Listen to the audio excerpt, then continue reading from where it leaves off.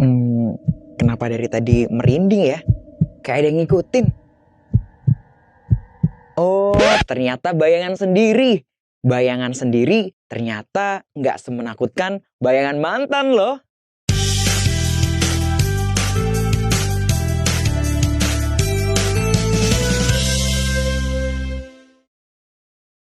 Halo adik-adik, ketemu lagi dengan Kak Yosef. Belajar matematika menjadi mudah dan menyenangkan. Pada video kali ini, kita akan membahas mengenai bayangan. Tapi bukan bayangan yang seperti tadi ya, melainkan bayangan dari hasil translasi.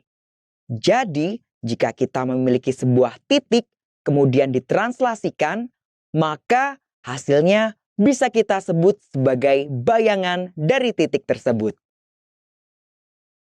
Berikut ini contohnya ya. Semisal terdapat titik A dengan koordinat negatif 3, negatif 4. Akan kita translasikan 5, 7.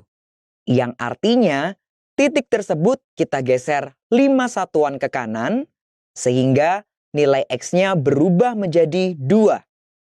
Kemudian digeser 7 satuan ke atas sehingga nilai Y-nya akan berubah menjadi 3. Maka akan diperoleh posisi terakhir atau bayangan titik A yang kita notasikan dengan A aksen berada pada koordinat 2,3. Contoh berikutnya, jika kita memiliki ruas garis yang melalui titik A dengan koordinat negatif 1,1 dan titik B 2, negatif 3, kemudian kita translasikan negatif 2, 4. Yang artinya digeser 2 satuan ke kiri untuk nilai X-nya dan 4 satuan ke atas untuk nilai Y-nya. Ingat, kita harus menggeser semua titik dengan besar dan arah yang sama. Karena itu merupakan sifat dari translasi. Sehingga akan kita peroleh bayangan titik A berada pada koordinat negatif 3,5. Dan bayangan titik B kita notasikan dengan B aksen berada pada koordinat 0,1. Kemudian hanya perlu kita hubungkan dan tara! Menjadi sebuah ruas garis baru. Bagaimana adik-adik? Mudah bukan menentukan bayangannya? Jika kita cermati, bayangan yang diperoleh ternyata merupakan hasil penjumlahan dari titik koordinat asal dengan nilai translasinya. Atau bisa kita rumuskan, bayangan dari titik asal A dengan koordinat X, Y yang ditranslasikan sejauh A satuan dan B satuan akan menghasilkan titik bayangan A aksen dengan koordinat X ditambah A dan Y ditambah B. Oke, untuk lebih memahaminya, kita terapkan pada soal ya. Oke, sekarang jika Kak Yosef memiliki sebuah titik A dengan koordinat 5,2 dan ditranslasikan negatif 3, 4.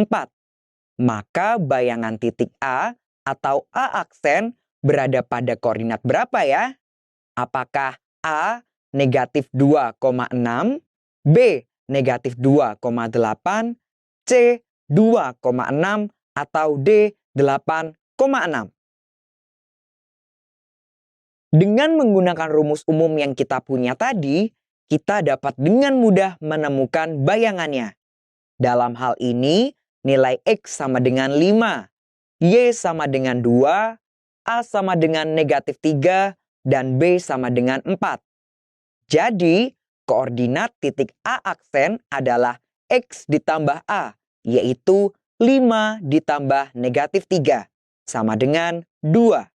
Dan Y ditambah B, yaitu 2 ditambah 4, sama dengan 6. Sehingga A aksen berada di koordinat 2,6. Jadi jawaban yang benar adalah yang C. Bagaimana adik-adik? Mudah ya penerapannya? Lalu, bagaimana jika diterapkan pada bidang yang akan ditranslasi? Untuk mencari bayangan dari sebuah bidang yang ditranslasikan, kita hanya perlu mentranslasi semua titik pada ujung bidang tersebut. Agar lebih paham, coba simak video penjelasan berikut ini. Misal terdapat sebuah bidang berbentuk segitiga A, B, C dengan masing-masing berada pada koordinat A negatif 3, negatif 1, B negatif 1, 2, dan C 0, negatif 4. Segitiga tersebut akan ditranslasikan sejauh 5, 5. Maka untuk mencari bayangannya, kita perlu mentranslasikan semua titiknya. Yang pertama, bayangan titik A atau A aksen berada pada koordinat negatif 3 ditambah 5 sama dengan 2. Dan negatif 1 ditambah 5 sama dengan 4. Sehingga A aksen berada di koordinat 2, 4. Berikutnya, B aksen berada pada koordinat negatif 1 ditambah 5 sama dengan 4. Dan 2 ditambah 5 sama dengan 7. Sementara C aksen berada pada koordinat 0 ditambah 5 sama dengan 5 dan negatif 4 ditambah 5 sama dengan 1. Jadi kita peroleh bayangan bidang segitiga yang baru seperti berikut ini. Oke adik-adik, jadi di video ini kita sudah belajar rumus umum untuk mencari bayangan titik hasil translasi. Kayak saya ingatkan lagi ya. Jadi, bayangan titik A dengan koordinat X, Y yang ditranslasikan sejauh A satuan dan B satuan adalah A aksen dengan koordinat X ditambah A dan Y ditambah B. Dan perlu diingat juga, untuk mentranslasikan sebuah bidang, maka kita hanya perlu mentranslasi semua titik pada ujung bidang tersebut. Oke adik-adik, tetap semangat berlatih ya.